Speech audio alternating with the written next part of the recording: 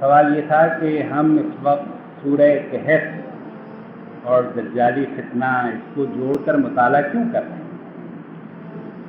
اس سوال کا جواب یہ ہے کہ احادیث مبارکہ میں حضور اکرم صلی اللہ علیہ وسلم نے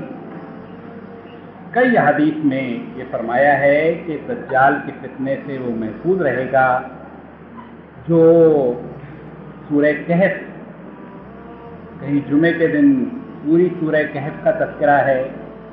اور کہیں پر سورہ کہف کی ابتدائی 10 آیات اور کہیں پر آخری 10 آیات۔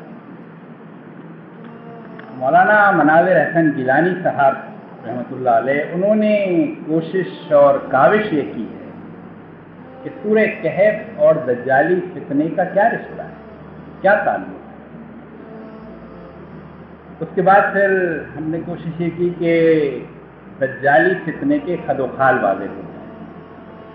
کہ وہ ایک ایسا ہمگیر فتنہ ہے، گلوبل قسم کا فتنہ ہے، انٹرنیشنل اور بین الاقوامی، کہ جس میں بڑی قدرت ہے، انسان ہواؤں پر اور فضاؤں پر اور زمین کے خزانوں پر اس پہ انسان کی قدرت اور انسان اس پہ گویا قادر ہو جائے گا۔ پھر یہ کہ وہ اس میں اچھا بھلا بندے مومن اس سے بھی متاثر ہوگا، تو اس کی پوری کیفیات جو ظاہر سائنس اور ٹیکنالوجی کی ساری ترقی ہوئی ہے اس کا تذکرہ گویا دجالی فتنے کے خد و خال اور اسٹیج تو ایک طرح سے ہمارے سامنے ہے، لیکن دجال کی شخصیت، اس کا کریکٹر کیا ہوگا یہ آنے والا وقت بتا دے گا۔ جس طرح کہ دجال کی فتنے کی بہت ساری چیزیں بالکل واضح ہو گئی ہیں کہ کل تک ہم یہ تصور نہیں کر سکتے تھے کہ ایسی آواز میں بات ہوگی جو مشرق اور مغرب میں بیک وقت سنائی دے، آج ہم وہ سن رہے ہیں۔ اسی طرح سے دجال کی شخصیت کیا ہوگی وہ بھی سامنے آ جائے گا اپنے وقت۔ اب اس کا تعلق سورہ کہف سے کیا ہے؟ سورہ کہف کا آغاز ہی کیا گیا ہے الحمدللہ الذی، اللہ کی حمد سے کیا ہے، اور اس موقع پر حمد اور اللہ کا شکر اس لیے ہے کہ جس نے اپنے بندے پر کتاب نازل کی جس میں کوئی ٹہر نہیں۔ یہ اللہ کا بڑا احسان ہے، اور اللہ تعالیٰ نے اپنی رحمت، جو سورہ رحمان کا آغاز ہے، الرحمن، رحمان ہے وہ، اور اس کی صفت رحمانیت کا ثبوت کیا ہے؟ علم القرآن، قرآن اس نے گویا نازل کیا، علم کیا۔ تو اس لیے اللہ تعالیٰ نے جگہ جگہ قرآن کو اپنی رحمت، وحی کو اپنی رحمت اور بڑی نعمت کے طور پر پیش کیا ہے، اور یہ نعمت اس لیے ہے کہ اس کے بغیر انسانیت چل نہیں سکتی، سیدھے راستے پر نہیں چل سکتی، ٹیڑھ کا شکار ہوگی، اور جب انسانیت میں ٹیڑھ آئے گا تو خون، دور جدید ہی کیوں نہ ہو، پھر خون خرابہ ہوگا، نسل تباہ ہوگی، یہلک الحرث والنسل، کھیتیاں تباہ ہوں گی، وہ سب بربادیاں ہوں گی جو آج ہم سب کچھ دیکھ رہے ہیں۔ ایک چیز سے اللہ تعالیٰ نے ڈرایا ہے کہ ایک عذاب باثن شدیدہ، ایک ایسا عذاب جس کا تعلق جنگ و جدال سے، لڑائی اور خون خرابے سے،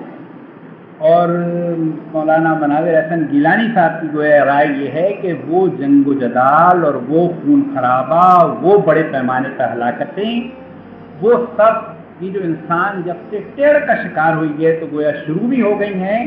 اور ابھی یہ اور خون خرابہ ہوگا، اور تباہی آنی ہے، اور ہلاکتیں آنی ہے، انسانیت پہ عذاب کی یہ شکل۔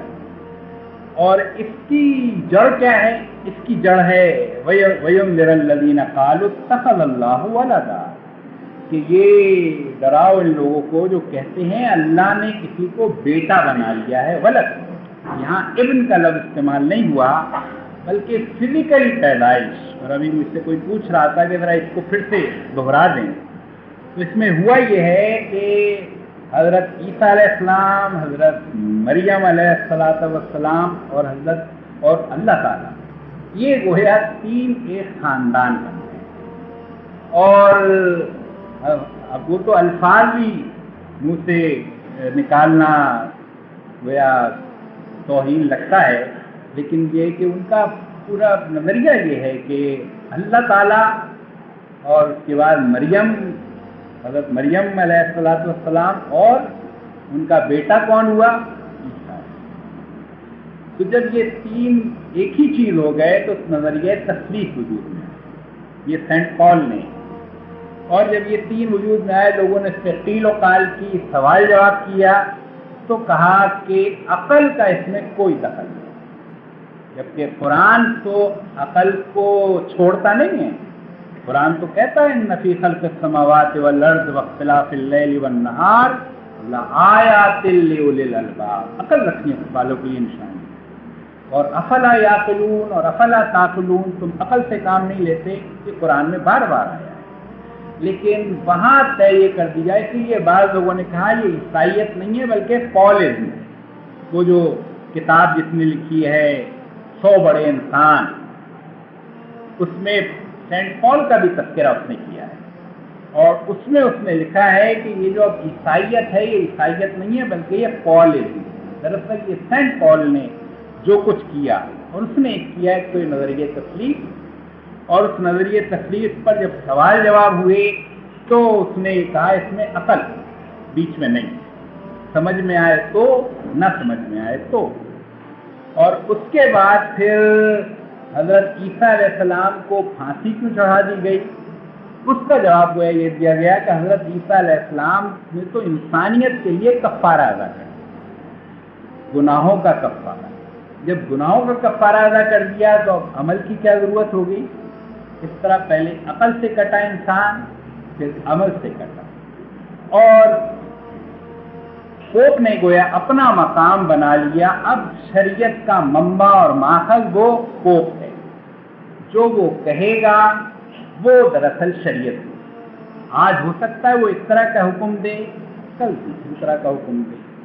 آج ایک بات کو جائز قرار دے دے، کل دوسری بات کو جائز قرار دے دے۔ کچھ عرصے یہ چیز چلی، اس کے بعد ان چیزوں کا رد عمل پیدا۔ تو یہ جو آگے اللہ تعالیٰ نے فرمایا ہے فَلَعَلَّكَ بَاخِعٌ نَفْسَكَ عَلَىٰ آثَارِهِمْ، تو مولانا مناظر حسن گیلانی صاحب نے اس پر خاصا، اس لفظ پر اس پہ عرق ریزی کی ہے کہ عَلَىٰ آثَارِهِمْ، اس بات کے جو آثار ہیں، عواقب اور نتائج ہیں، اس سے جو کچھ انسانیت میں ہونے والا ہے۔ اور پھر انہوں نے یہ گویا بتایا کہ اسی کے نتیجے میں یہ گویا دور جدید نام تو دیا گیا ہے، لیکن اس تباہ کن دور کا آغاز ہوا ہے دراصل اس نظریہ تثلیث، نظریہ ولدیت اور جو پالزم کہیں اس سے بغاوت کے طور پر جب انسان نے اس کے خلاف علم اٹھایا، اور پھر جب بغاوت ہوئی تو پھر لامذہبیت پیدا ہوئی، سیکولرزم پیدا ہوا، اور خدائی منصب عملاً اس پر انسان خود آ گیا،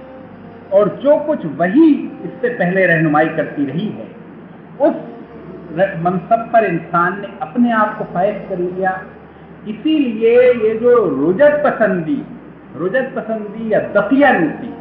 یہ جو اصطلاحیں ہیں، اور روشن خیالی، یہ روشن خیالی بھی اس دور کا نام ہے جب انسان اپنی عقل اور فہم کی بنیاد پر چیزوں کو پرکھ سکتا ہے اور لوگوں کو نظریات دے سکتا ہے، اور جو چیز اس سے پہلے کی ہے وہی اور اوپر سے آئی ہوئی اور نعوذ باللہ اندھیرے میں سے آئی ہوئی وہ چیزیں ہو گئی دقیانوسی، اگلے وقتوں کی چیز۔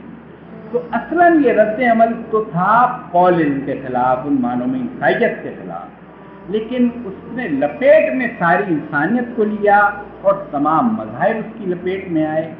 اور اس کچی بنیاد پر، اور یہ جو کچا ایک نرم چارہ مل گیا یہودی بہن کو، اس نے گویا اس سے پورا کام کیا، اور عملاً عیسائی دنیا کو تہس نہس کر کے رکھی۔ جو ساری عیسائی دنیا ہے انسانی اعتبار سے، قدروں کے اعتبار سے بالکل تہس نہس ہو گئی، کوئی قدر وہاں باقی نہیں، انسانیت کا کوئی مقام باقی نہیں۔ یعنی وہ تفصیل میں نہیں جا رہا، ورنہ ان ساری چیزوں میں وہ چیزیں جو ہمیشہ سے انسانیت میں مقدس رہی، ماں ہمیشہ انسان میں مقدس رہا، لیکن ماں کا جب تقدس ختم ہوا تب ماں کا دن یاد آیا۔ اسی طرح باپ، اس کا جو اب دن منایا جاتا ہے اس کا تقدس ختم ہو گیا۔ اسی طرح عورت کا دن، عورت کا مقام ختم ہو گیا تو یہ عورت کا دن گویا بنایا جا رہا ہے، اور بچوں کا دن۔ تو اس لیے جب انسان خود نظریات دے گا تو پھر وہ نظریات دے گا جو کہ مردوں کو سوٹ کرتے ہیں۔ اور جب بھی انسانوں کے ہاتھوں میں چیز، یہ بہت ساری چیزیں اللہ تعالیٰ نے خاص کر خاندانی معاملات، مرد عورت کے معاملات، وہ تو اللہ تعالیٰ نے انسانوں پہ چھوڑے ہی نہیں، ساری قانون سازی اللہ تعالیٰ نے خود کی۔ اس لیے کہ اگر وہ قانون سازی انسانوں کے ہاتھ میں آئے تو ظاہر ہے آج جتنی پارلیمنٹس ہیں دنیا میں غالب اکثریت کس کی ہے؟ مردوں کی۔ اور جب مرد قانون سازی کرے گا تو اس کا نفس بیچ میں آئے گا، اور جتنی بھی قانون سازی وہ کرے گا اس میں عورت نقصان میں۔ جتنے نظریات دینے والے ہیں وہ سارے ظاہر مرد ہوں گے، اور یہ چاہے عورتوں کے متعلق بھی نظریات، یہ میں ذرا ایک جملہ معترضہ کے طور پر عرض کر رہا ہوں کہ عورتوں کے متعلق بھی جتنے نظریات آئیں گے، آزادی نسواں کا یا مرد عورت کی برابری کا سارا نظریہ، یہ سب مردوں نے۔ لیکن مرد عورت اگر برابر شمار کیے جائیں تو اس میں فائدے میں کون رہے گا؟ ظاہر ہے بالکل ایسا ہے، چھری اور خربوزہ یہ برابر کر دیا جائے، ہمیشہ خربوزہ نقصان میں رہے گا، چھری فائدے میں رہے گی، 100% فائدہ مردوں کو ہوگا۔ تو ساری وہ قانون سازی، وہ سارا نظام زندگی، وہ سارا ضابطۂ زندگی استوار ہوا ہے جس میں عورت کا استعمال مرد نے زیادہ، کاروبار اس پورے نہج پہ استوار ہوا، عورت پھر کاروبار بھی بنے گی۔ ظاہر مردوں کا تو کاروبار کہیں نہیں ہو رہا دنیا میں اس طرح سے، اس طرح عورت کا کاروبار ہو رہا ہے، چاہے وہ تصویروں کا معاملہ ہو، چاہے وہ کوئی دوسرا معاملہ ہو۔ تو اس سب کے نتیجے میں انسانیت میں ایسی اتھل پتھل، ایسی تفاقن اثرات ہوں گے جو آج ہمارے سامنے، یعنی ماں کا دن بنانا خود اس کا اظہار ہے کہ انسانیت تباہی کی طرف جائے۔ پھر وہ کیفیت گویا ہو گئی ہے کہ جہل خرد نے دن یہ دکھائے، جہل خرد نے، عقل کے جہل خرد نے دن یہ دکھائے، گھٹ گئے انسان بڑھ گئے سائے۔ پھر سائے بڑھ جائیں گے، انسان گھٹ جائیں گے۔ پھر اس سب کا منطقی نتیجہ جب انسانوں کے ہاتھوں میں آئے گی تو انسان کہے گا انسان لذت عیش کے لیے آیا ہے۔ جب لذت اور عیش کے لیے آیا ہے تو انسان دنیا میں پھر نوجوانوں کی گویا دنیا رہ جائے گی، بوڑھوں کا اس میں گزارا نہیں ہوگا، بوڑھوں کی ضرورت نہیں ہوگی، ان کو بے دخل کیا جائے گا، اولڈ ہاؤسز اور دیگر چیزیں۔ اسی طرح بچوں کی ضرورت نہیں رہے گی، جو بچوں کی آج جو دنیا میں اور مغربی دنیا میں بچوں کی پیدائش، شرح پیدائش ختم ہوتی چلی جا رہی ہے، اور یہ جو مغربی دنیا جو کچھ عرصے پہلے دنیا کا 25% ہے، آج دنیا کا 15% رہ گئے، اور اسی طرح چلے تو اگلے چند برسوں میں دنیا کا 9% رہ جائیں گے۔ بچوں کی ضرورت ہے نہیں رہے گی۔ تو یہ سب کچھ کیوں ہے؟ اس کی وجہ پھر وہ نظریات ہیں جو انسانوں نے دیے، اور انسانوں نے جب مذہب کو اور وحی کو ریپلیس کرنے کی کوشش کی، اور یہی وجہ ہے کہ آج وحی اور رسالت سب سے بڑا مسئلہ ہے، اس لیے کہ دور جدید کو سب سے زیادہ اگر چلتی ہے کوئی چیز تو رسالت کرتی ہے، وحی کرتی ہے۔ اس لیے توہین رسالت کے مسائل ہیں اور مقام رسالت کا مسئلہ، یہ سب چیزیں وہ ہیں جو ہم سب جانتے ہیں، اور اس سب کو توہین رسالت کرنے والوں کو پروٹیکشن اگر کوئی دے رہا ہے تو یہ دور جدید اور دور جدید کا نظام اور دور جدید کے ممالک دے رہے ہیں۔